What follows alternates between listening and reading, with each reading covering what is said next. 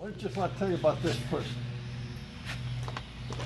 Most of the tractors that International is building are like that big heavy one out there. That's a 1920 Okay. tractor. Big heavy lumbering tractor, good for plowing and pulling heavy loads, Right. but not very good for running down rows of crops.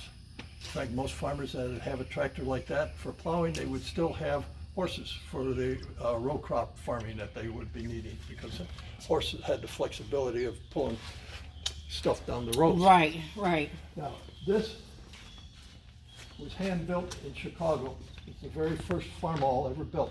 Hand-built in Chicago as an experimental tractor. Radical design, tricycle configuration. Yeah. And looking like this, so that you could add all kinds of attachments to it. And this could go down rows of crops.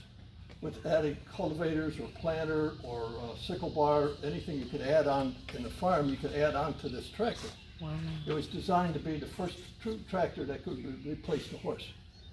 And this was the first one built. After they built this thing, there was a decision by management as to whether or not they wanted to proceed with this or not. And one of the arguments was, we don't want to do this because this is a lighter weight, less expensive tractor for the farmer. And we'll be eliminating sales, highly profitable sales for that tractor that you see out there. A decision that even today, as new developments come along, is a management decision even today. You know, a Harvard Right. Business Review Not going to make us any money. would study this one for sure. And besides, they said it's so ugly looking, and the concept of it will be laughed out of the business. I Well, don't think it's ugly. I think it's very pretty. they decided to go ahead and hand-built 200 more and send them out to the farmers to see what they think of it. This is one of those 200 that was hand-built in Chicago. And these went out to the farmers. One farmer in Texas said, "You gave me this tractor to use, and you ain't getting it back." So that was kind of indicative of how popular it was. Right. As a result of this, decision was made to go into it and call it the Farmall tractor. And you'll see in the far back corner there, a dark gray one, that was the Farmall tractor that was marketed.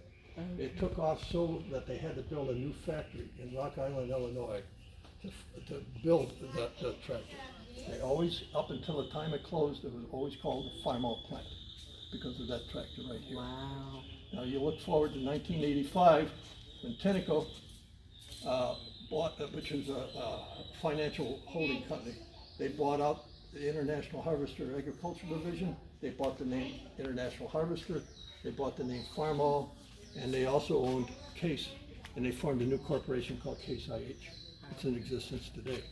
They bought most of the factories, but they did not buy the Rock Island plant. Now, one of the tractors that was built in the Rock Island plant when it closed was this 2x2. When Rock Island was shut down, Case IH did not pick up the production of this. They canceled it out. All the other tractors at Rock Island were produced up at the Case in Racine, but this one was produced at Rock Island until it went down, and they didn't produce anymore. Wow. Now, a point I'd like to make is, here is this radical new design right here Yeah. that made International Harvester the premier tractor manufacturer. And look what happened from 23 to 1985. Wow. The same factory that started it, that ended it. Wow. You see the comparison. Yeah. This is What huge. That's huge. That's a reciprocate. It bends in the middle. When you Wow. drive that thing, you look at this long nose out in front, and you turn your steering wheel to the front half like it brakes. It goes like that. So it's goes around in a circle that way.